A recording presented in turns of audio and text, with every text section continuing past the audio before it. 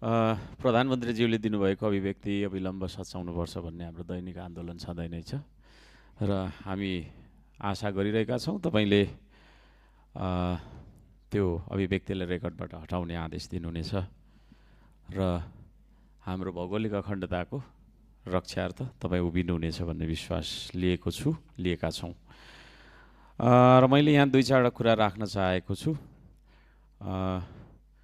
यो रौतहटको गौर नजिकमा चाहिँ भारतले उच्च बाँध बाँधेर यो लाल बकैया र बागमतीको निकासलाई बन्द गरेको कारणले त्यहाँनिर चाहिँ डुबान हुने गरेको भन्ने खालको रिपोर्टिङ आएको छ। यो बारेमा सत्य तथ्य के हो नेपाल सरकारको सम्बन्धित निकायले सम्बन्धित मन्त्रालयले ध्यान दियोस् र भारतको भूभाग चाहिँ हामीले बचाइदिनुपर्ने, हाम्रोमा चाहिँ डुबान गर्नुपर्ने भन्ने खालको त्यो राष्ट्रघाती सन्धि, राष्ट्रघाती सम्झौता, राष्ट्रघाती करार हो जस्तो मलाई लाग्छ।